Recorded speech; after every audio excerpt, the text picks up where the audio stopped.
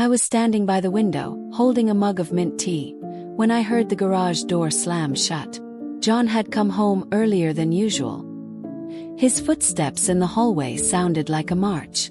I knew that rhythm, knew what it meant. My heart was pounding in my throat. My fingers clenched around the porcelain handle of the mug. "John," I began, "we need to talk." I didn't get the chance.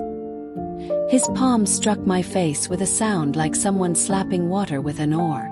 The world swayed, the tea spilled. I clutched my cheek, not even realizing that I had said it. "I'm pregnant." Those two words hung in the air like smoke after a fire. His face, usually the mask of a confident man, contorted as if he saw not his wife but a threat before him. Something flashed in his eyes that I couldn't decipher. Fear, disgust, anger. I stood there, feeling the world he had so carefully built between us crack. When he went into his office, I locked myself in the bathroom and turned on the water. The flow drowned out the noise of my thoughts. I looked at my reflection. A red cheek, a bitten lip, eyes like two wells. That moment something clicked inside me. I was no longer a woman who could be bossed around. I became a woman with a plan.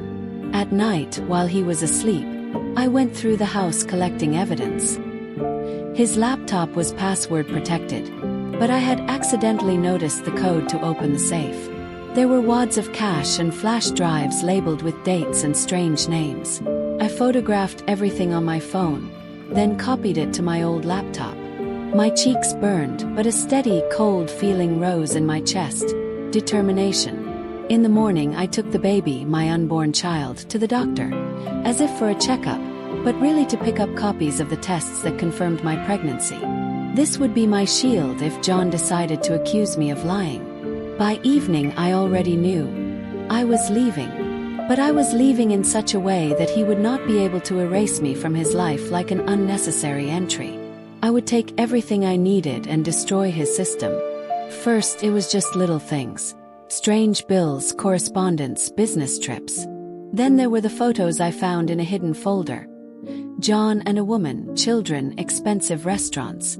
The smile on his face was real, not the one he had at home. Something inside me snapped. I realized that my jealousy wasn't about him.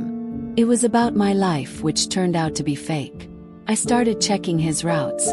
There were cameras in the house that he had installed himself. I intercepted the passwords. From time to time, a car would appear near the gate, the driver smoking without looking up. I checked the license plate numbers, they were fake. The feeling of being watched became palpable. One evening I got a call from an unknown number. I answered, but there was silence on the other end. A minute later, a photo arrived. My footprints in the snow by the back door. It was a signal. John knew I was digging. I realized I needed someone who knew how to deal with people like John. Powerful, wealthy people who were used to getting things done by others. At first, I thought about going to the police, but I knew that without evidence, they would dismiss it as a family conflict. I remembered the name of a private agency from one of his notes. Call. The man's voice on the other end of the line was calm, low, without any fuss. He introduced himself as Mark. He said he worked in security and investigations. We met in a small cafe on the outskirts of town, where it smelled of cinnamon and cheesecakes. I sat holding my mug like a shield and for the first time in a long time told him everything. The blow, the pregnancy, the surveillance, the safe. Mark listened without interrupting. His eyes were steel-colored, but there was a warm shadow in them. Not pity, but sympathy. He wrote down addresses and dates and gave me a miniature beacon. "If they follow you, throw this into their car," he said. I looked at this little piece of plastic and felt a line of defense appear for the first time. A few days later, he sent a report. The cars at the gate were indeed changing, but there was only one driver. The phone signals matched the numbers registered to John's offshore company. He explained how to encrypt my data and how to walk around the city to shake off the tail. With Mark, I stopped feeling hunted for the first time. He didn't say much, but every word was specific. He offered not pity, but a plan. And somewhere between conversations about routes and flash drives, between cold schemes and instructions, I caught myself feeling warmed by his gaze. I didn't want to think about romance. I wanted to survive. But deep in my chest, a new emotion was already sprouting. Quiet, cautious, like a seedling in a crack in the asphalt. Mark drove me to the outskirts of town, where the streets are empty during the day and the shop windows are dark at night. The house was low-rise, with a black door and a habit of silence. Inside it was clean, with modest furniture and the smell of fresh wood. The bedroom had thick curtains, and the living room had a metal safe behind the bookcase. He showed me how to turn on the alarm where the panic button was, and how to use the camera above the porch. The water from the tap flowed softly, like a promise that at least here, no one would hurt me. I waited out the bouts of nausea, counted my breaths, and sorted flash drives and printouts into folders. Life boiled down to organizing chaos. Mark sometimes lingered in the kitchen, where we shared simple meals. Soup from a box, bread, sliced apples. He listened to my brief reports and came back with long ones. Car numbers, routes, strange coincidences in John's company's accounting. His voice acted like a metronome on me, setting a pace that was easy to fit my fear into. At night, I studied my reflection in the dark glass. I saw a woman who had the courage to leave. I saw a child who knew nothing about the world yet, but had already changed mine. I learned not only technical rules from Mark, but also discipline. Not to let emotions control decisions, to leave vulnerability for intimacy, but not for the enemy, to distinguish empathy from manipulation. Where I used to justify other people's actions, now I called them by name. In one of the closets was a box marked for guests. A blanket, a simple candle, a notebook with blank pages. I opened it and wrote the first letter to myself in many months. 3 lines that contained more life than dozens of dinners with John. I believe in you, I will not back down, I will get out. The alarm didn't ring loudly. It was subtle, like a note that only those who are waiting for it can hear. The camera by the porch detected movement. The door jerked, but didn't budge. Mark was already on his way. His precision in moments like this seemed supernatural. I hid in the hallway, clutching the alarm button. Time became viscous, footsteps jerky. A silhouette flashed through the peephole. Medium height, dark jacket, hand in pocket. He made no attempt to hide. His confidence in his familiar work betrayed him as a professional. The second attempt at the lock was quieter than the first. I could almost hear the metal resisting his fingers. Mark arrived just in time. The headlights touched the porch, the shadow crept back to the railing, and in the next second the yard was filled with short, sharp commands. The man threw something into the snow, but the light from the headlights caught the glint of metal, and someone's hands were already twisting his wrists. I opened the door only after the signal. Lying in the snow was a gun with the serial number filed off and a phone with a flooded keypad. The killer didn't look at anyone, as if he had no face, only functionality. In the police car, he sat upright, clenching his jaw as if silence was part of the contract. At night, the house breathed silence again. Mark sat opposite me, checking the copies from the phone. The correspondence consisted only of long chains of monosyllabic confirmations, but one detail stood out: a photo of me with a geolocation tag. That was enough to link the attempt to the information leak from the address John used for his meetings. Mark calmly laid out his conclusions like chess pieces. The perpetrator had been found. The chain of payments pointed to a middleman. The middleman led to a firm controlled by John's lawyer. I felt fear give way to anger. Not violent, but precise, like a needle. He insisted that I lie down. I didn't argue, but I stared at the ceiling for a long time. A list formed in my head. A statement, a restraining order, a journalist I could trust, a financial audit. I realized that the hitman wasn't the climax, but a highlighted crack in the wall. The real goal was to bring the house down. To destroy his world, I had to understand how it was built. Mark took me to his office, which smelled of metal and coffee. On the wall hung a map of connections. John's companies, their contractors, accounts with cash flow. Red threads stretched from names I recognized to those that collected unusually large sums. I ran my finger over the numbers, as if I could feel the flow of money under my skin. bypassing taxes and laws. We divided the work. I took the family accounts and charitable foundations that John liked to show off at events. Mark took offshore chains and purchases under inflated contracts. He brought in a forensic accountant, a woman with amber eyes who heard music in numbers.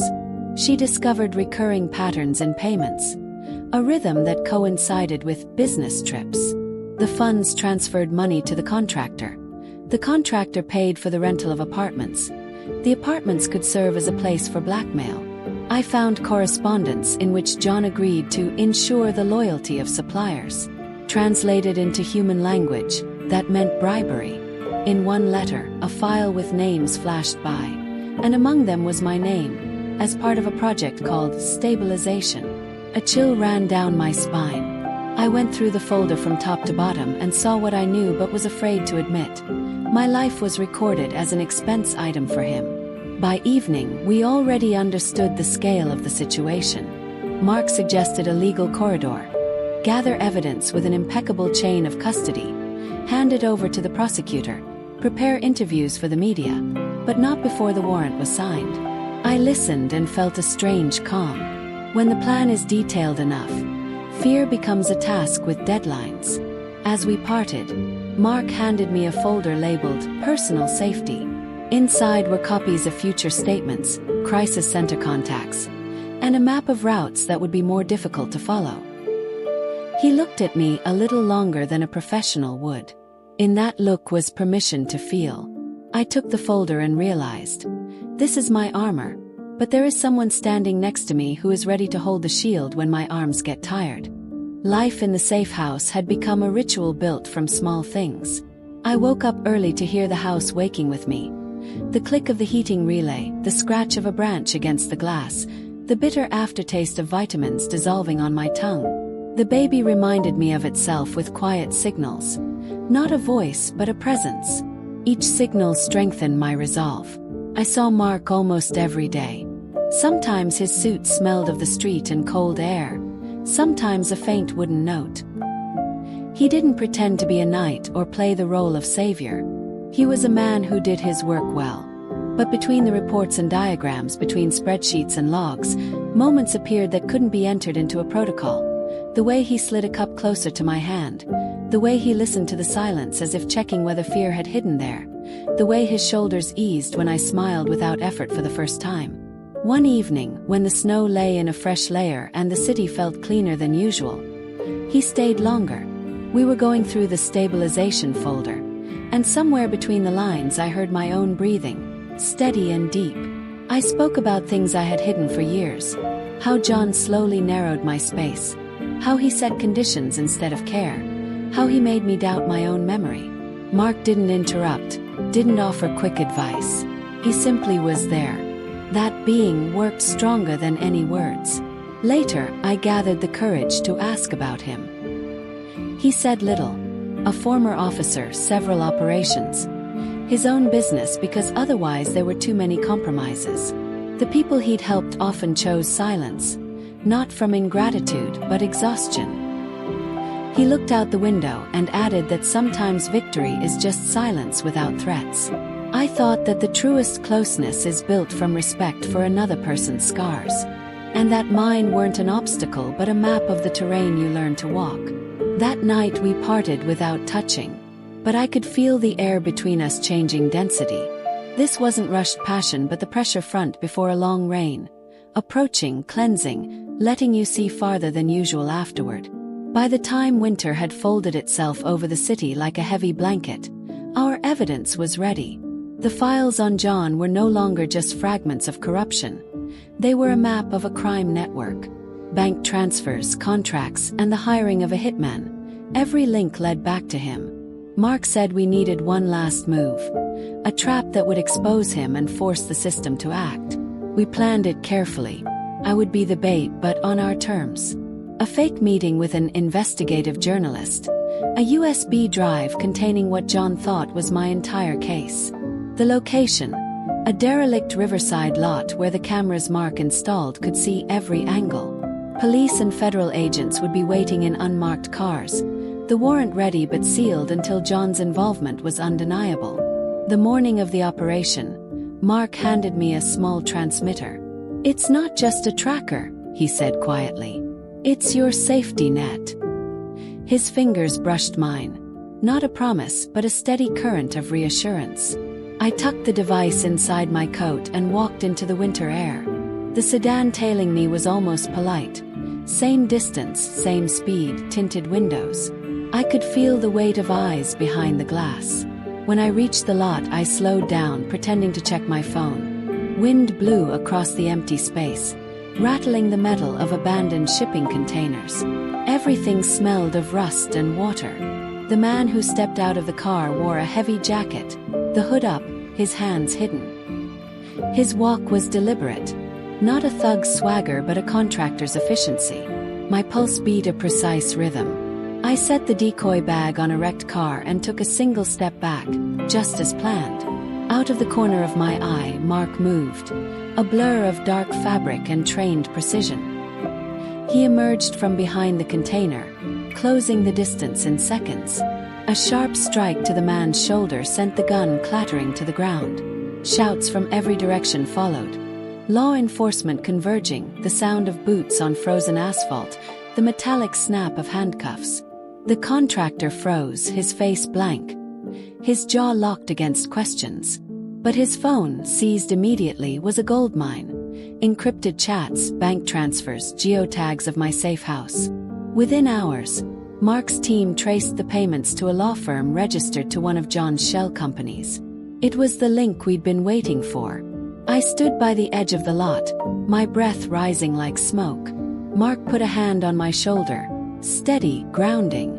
For a moment, the noise of the operation faded, and I could feel only the tremor under my skin, the tremor of something ending. The fear that had lived in me like a second heartbeat was finally cracking. That night, back in the safe house, Mark cooked a simple meal, pasta and olive oil, and didn't try to talk me out of my silence. His presence filled the space between my memories and my future. I realized that vengeance wasn't a single strike. It was a series of precise moves, patience, and the willingness to outlast. And somewhere in that slow war, I had begun to trust again. Not blindly, but with my eyes open, standing on my own 2 feet. When the arrest warrant finally went public, it was like watching a dam crack and collapse. Headlines spilled across news sites, each one revealing a new layer of John's double life. Offshore accounts, shell corporations, evidence of coercion and bribery. The picture painted was not of a successful businessman, but of a predator who had built an empire out of intimidation. I sat in the courthouse hallway, my hands folded over my stomach. Mark stood nearby, speaking quietly with the prosecutor. His presence felt like a wall behind me, silent but solid. Cameras flashed outside. Journalists whispered my name. Once I would have trembled under that light. Now I held my chin up. The trial moved fast, as if the system had been waiting for permission to act. Testimony from former employees. Financial records authenticated. The phone seized from the hitman placed John at the center of the conspiracy. Even his closest allies began to distance themselves. When it was my turn to speak, I did it without shaking. I described the control, the manipulation, the night of the slap that had torn away my illusions. I spoke of the pregnancy, the escape, the threats, the attempts on my life. Every word felt like lifting a stone from my chest. Mark's eyes never left me, and I could feel the quiet support in that gaze. Not pity, but recognition. The judge granted me a protective order and full custody of my unborn child. The divorce papers, once a vague hope, became a reality, stamped and sealed. John's assets were frozen, his passport confiscated. His name dragged into the open. He sat at the defense table, no longer in control, and for the first time in years I saw him as small, not physically but morally, spiritually. A man without the shadow he had tried to cast over me. After court, I walked out into the winter air. Photographers crowded the steps. Their flashes a staccato burst. Mark guided me through without a word. His hand at the small of my back, steady and warm. We didn't need to say anything. It was over, or at least the hardest part was. That evening, back in the safe house, I allowed myself to imagine a future not built around fear.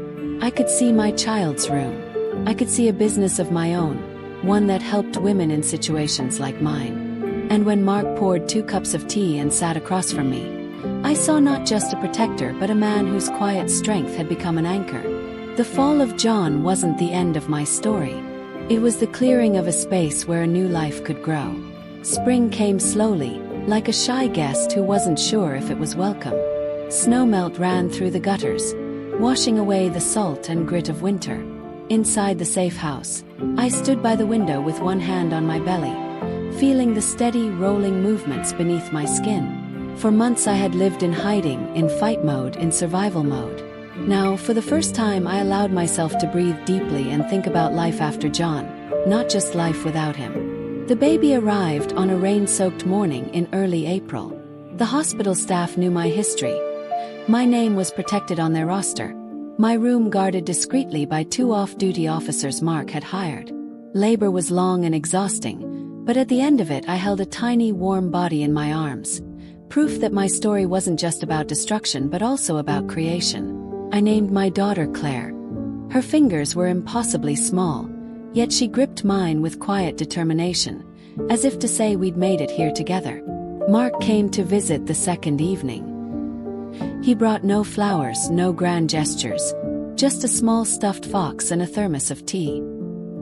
He sat in the chair by the window while Claire slept against my chest. His voice was low, almost uncertain, not like the investigator or protector I had known. "You did it," he said simply. For a moment, all the chaos and pain and strategy faded into that single truth. I did it. We did it. Over the next weeks, my life rearranged itself around 2 poles: caring for Claire and building a future that was mine. With the settlement from the divorce and guidance from Mark's contacts, I opened a small consultancy for women leaving abusive or high-control relationships. It started as a helpline, then grew into a space for legal aid, self-defense classes, and financial coaching. Every decision I made there felt like a counterweight to the years of silence I had endured. Mark was around but never intrusive. Sometimes he stopped by the office to install new security equipment or review our digital defenses. Sometimes he came over just to bring groceries and sit with Claire so I could shower in peace. He never pushed, never demanded. Instead, he offered small, consistent acts that rebuilt my trust in people, brick by brick. One late evening, after a long day at the office, I found him on the porch of the safe house, holding Claire and watching the sunset. He handed her back to me and our fingers brushed, a quiet spark, nothing forced. For a heartbeat, I imagined what life might look like if we weren't defined by survival but by choice. Not protector and protected, but 2 people walking side by side. That night, as I put Claire to bed, I realized the road of revenge had led me to a place I hadn't dared to hope for. A home, a child, and the possibility of love that wasn't a cage but an open door. Summer settled over the city like a long exhale.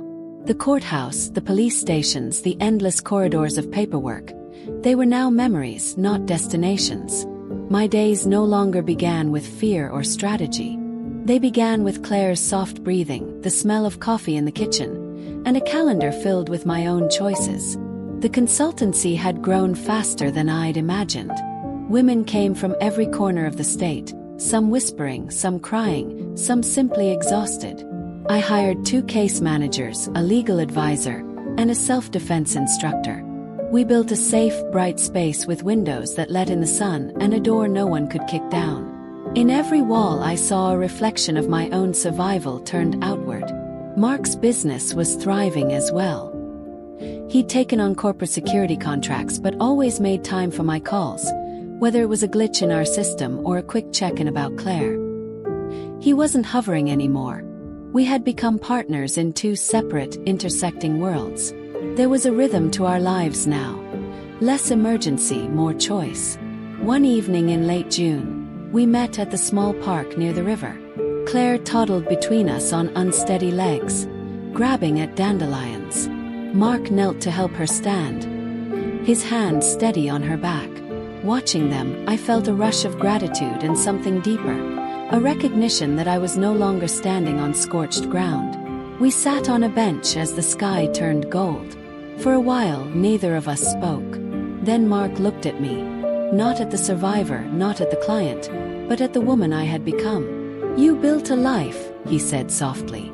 "A real one." I took his hand. It was a simple gesture, but it felt like stepping through an invisible door. We weren't defined by protection or crisis anymore. We were choosing each other in a world we'd helped make safer.